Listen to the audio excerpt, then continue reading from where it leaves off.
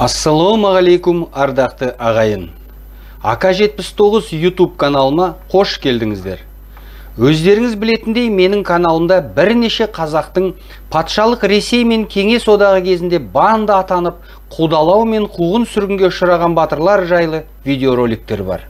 Ең қызығы, осы батырларды Ресей империясы да, Кеңес одағы да бірдей жек көріп қудалаған. Бұл ненің белгісі? Яғни осы батырлар шын мәнінде қазақ халқының қорғаушысы мен жанашыры болып, қазақ даласының орыстанып бара жатқанына қарсы шыққан. Сол үшін қудаланды, қамалды, атылды. Бүгінгі менің бейнеролигім осындай батырлардың бірі, тағдыры аса күрделі, өмірінің басым бөлшегін темір тордың арғы жағында өткізген Найман Тобағыл Мұсабайұлы жайында болмақ. Өкінішке орай бүгін осы батырдың есімі көпшілікке белгісіз. Бірақ біз олардың ерлігі мен есімін ұмытпай, жан-жақты таратуымыз қажет. Себебі осы батырлар мен ақындар нағыз қазақ патриотының үлгісі. Сонымен Тобағыл Мұсабайұлы деген кім? Жалпы Тобағыл Мұсабайұлы 1871 жылы қазіргі Шығыс Қазақстан облысы Аягөз ауданына қарасты Қопа ауылында дүниеге келген. Әкесі Мұсабай Найманның ішіндегі атақты Қаракерей руының белгілі тұлғасы болған дейді. Міне осы Мұсабайдың тоқалынан Тобағыл туылды. Кейін Тобағыл өзінің руы туралы былай деп жазады. Арғы атам Қаракерей ұрандаймын, халқыма мұңымды айтпай тұра алмаймын, жатсам дағы түрмеде мұсапір боп, сөзімді тура келген бұра алмаймын. Қаракерей садырмен матай бабам, қосылар кеп төртуыл қабырғадан, шалқыған айдың көлдей семіз Найман, ондай ел іздесемде табылмаған. Тобағыл бала кезі негізінен әкесінің жайлауы мен қыстауы болған Аягөз, Таскескен, Ұржардың Күнгейі мен Алматы облысының Алакөл, Бүрлітөбе аудандарының жерлерінде өтеді. Жастайынан Тобағыл өзінің арғы атасы Қаракерей Қабанбай секілді жігерлі, батыл болып өсіп, ағайын туыс пен Аягөз қазақтарының арасында керемет беделге ие болып батыр атанады. Орыстар мен казактардан, патша шенеуніктері мен патшаға сатылған қазақтардан жәбір көргендер көбінесе Тобағылдан араша сұрап, оның қамқоршылығына бөленеді. Әрине Тобағыл батырдың мұндай әрекеттері мен ел арасындағы биік беделі Ресей империясының әкімшілігіне ұнамады. Сондықтан орыс шенеуніктері Тобағыл батырдың көзін құртудың сылтауын іздестіре бастайды. 1906 жылы мұндай сылтау табылып, Тобағыл батыр қамалып сотталады. Бұл қалай болды дейсіз ғой? Тура осы кезде Тобағыл батырға Қаракөл ауылының тұрғыны Жақсылық есімді ақсақал келіп, қызын зорлаған Мұхамедқали есімді адамнан кек алып беруін сұрайды. Мұхамедқали деген адам тегін адам емес еді. Бір жағынан ол Арғанаты болысының басшысы, Аягөз округінің орыс шенеуніктеріне жақын адам. Екінші жағынан зор күштің иесі, күні түні қарумен жүргендіктен 40 мылтық Мұхамедқали деп атанып кеткен. Бірақ қазақтың қазаққа жасаған мұндай опасыздығына қатты ашуланған Тобағыл Мұхамедқалидың шенінен де, күшінен де сескенбей бірден атқа қонып, Мұхамедқалиді жекпе-жекке шақырып, оның быт-шытын шығарып ұрады да, халқына көрсеткен озбырлық үшін арқанға байлап, 20 шақырымдай жер сүйретеді де, қайта ауылға алып келіп, шоқпармен ұрып өлтіреді. Бірақ оқиға осымен аяқталмайды. Ашуға берілген Тобағыл батыр өзінің жақтастарымен тек Мұхамедқалиді өлтіріп, оның туыстарын ұрып соғып қана қоймай, жалпы сол жерде патша шенеуніктері мен орыс казактарды жазалауға көшеді. Аяғында болыстың өлімін шектен шыққандық деп қабылдап, патша үкіметі Аягөзден казак отрядын жіберіп, Тобағыл батыр бастаған көтерілісті қам позар етіп басып тастайды. Мыңдаған қазақ шаңырағы шайқалып, мыңдаған отбасы қайғы жамылады. Қазақ тарихында бұл оқиға Қаракөл қырғыны деген атпен белгілі.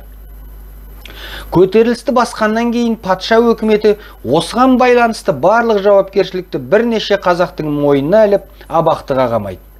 Олардың ішінде осы көтерілісті басқарып қана қоймай, ұйымдастырды деген сылтаумен Тобағыл батыр да қамалады.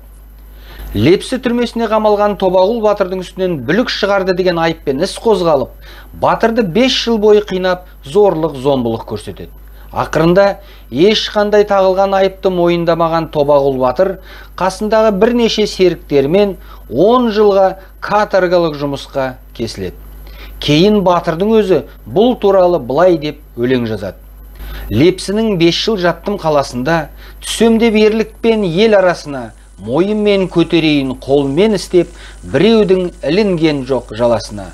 Білмесе азған адам айғыры бас, болмаяқ төсектің барлығы лас, сұмдықты ел көрмеген өзі бастап, қорланды келімменен қыз қарындас. Қылығы шектен шығып елден асты, әйтпесе кім болыспен болады қас. Ағайын ақыл сала келгенінде, ендеше өлтірейік дегенім рас. Осы жерде айта кететін тағы бір жай, Тобағұл батыр мен оның серіктерінің үстінен іс қозғалғанда, аягөз қазақтары оларға араша түсіп, адвокат болуды отыншы Альжановтан сұрайды. Болашақ алаш қайраткері Альжанов сол кезде аягөз полициясының бақылауында болса да көмектесуден бас тартпады. Бірақ Альжановтың адвокат ретінде осы іске қатысуын Лепсі уезінің басшысы рұқсат етпеді. Себебі өзі полицияның бақылауында тұрған адам мұндай қызметпен айналыса алмайтын. Бірақ осы нәрседен түйіндейтініміз, отыншы Альжанов пен Тобағұл батыр бір-бірін жақсы танып білген. Міне осылай 30-дан енді асқан ел ағасы Тобағұл батыр Сібірге айдауға кетеді. Алғашында Саратов түрмесіне қамалып, кейін Иркутск губерниясы Благовещенск уезі каторгасына жіберіледі. Бірақ тар қапаста жатып, көрмеген қорлықтың барлығын басынан өткізсе де, Тобағұл батырдың сағы сынбады.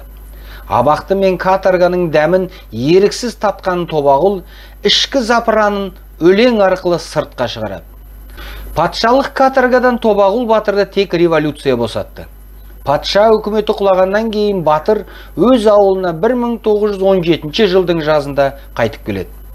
Алайда елге оралған Тобағұл батыр келе салысымен қайтадан қазақ елдің мүддесін қорғаудан бас тартпақ тұрмақ. Керісінше, патша үкіметінің орнына келген уақытша үкіметтің алдында өз еліне араша түсуін тоқтатпайды. Кейін билікке большевиктер келген тұста Тобағұл батыр өз қоғамдық белсенділігін тоқтатпай, енді кеңес билігінің қарапайым қазаққа жасаған саясатын араласады. Әрине батырдың мұндай әрекеттері кеңес билігіне ұнамады, бірақ Тобағұл батырды не қорқытып, не сатып ала алмады. Аяғында 1923 жылы өз елінде үлкен беделге ие болып отырған Тобағұл кәмпескеге жатқызылып, қазақтың байы деген айыппен тағы да сотталады, тағы да Сібірге айдалады. 2 жылдан кейін елге оралған батыр бірақ өз позициясынан бас тартпай, келе салысымен қайтадан большевиктердің саясатына қарсы шығады. Туған елін кеңестік алапат саясатына құрбандыққа бермейді. Сол кезде 1931 жылы Тобағұл батыр тағы да ұсталып сотталады.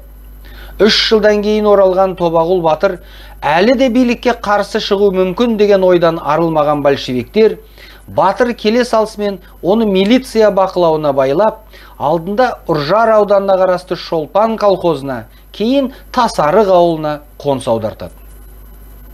Бірақ қаншама тырысса да кеңес билігі Тобағұл батырдың ел алдындағы беделінен айыра алмады. Атақты Қабанбайдың ұрпағы болған, өзі де керемет батыр болған Тобағұл мен жергілікті қазақтар санасуды қоймай, батырға әрдайым өз төрінен орын беріп отырады. Бұл аздай, сол кезде күллі Қазақстанды басқарып отырған тұлғалардың өзі батырдың ауылына келіп, батасын алып, ақсақал Тобағұл батырға сый-сияпат көрсетуге тырысты. Мысалы 1936 жылы Тобағұл батырдың ауылына Қазақстанның халық ағарту комиссары, Алматы облысы атқару комитетінің төрағасы Ораз Жандосовтың өзі келеді. Ақсақал, біреу сізді батыр дейді, екіншілері ақын дейді. Тіпті сыртыңыздан жау дейтіндер де бар екен. Өзіңіз айтыңызшы, кім боласыз деп Ораз Жандосов ақсақалдан сұрайды.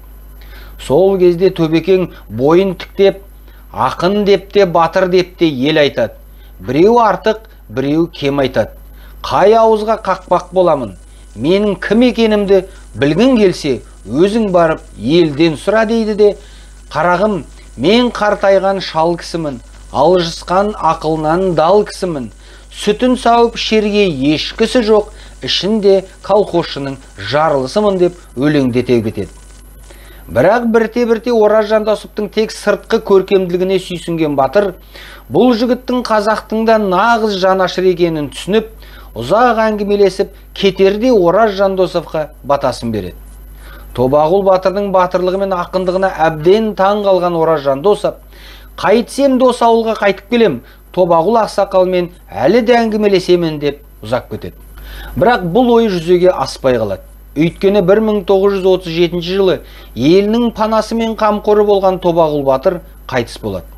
Кейін Алматыда тура сол 1937 жылы Ораз Жандосов тұтқындалып атылады. Менің ойымша қазақтың керемет ұлы болған Ораз Жандосовтың репрессияға ұшырауының бірден-бір себебі оның кеңес үкіметінің жауы болып жарияланған Тобағұл батырмен кездесуі деуге де болады.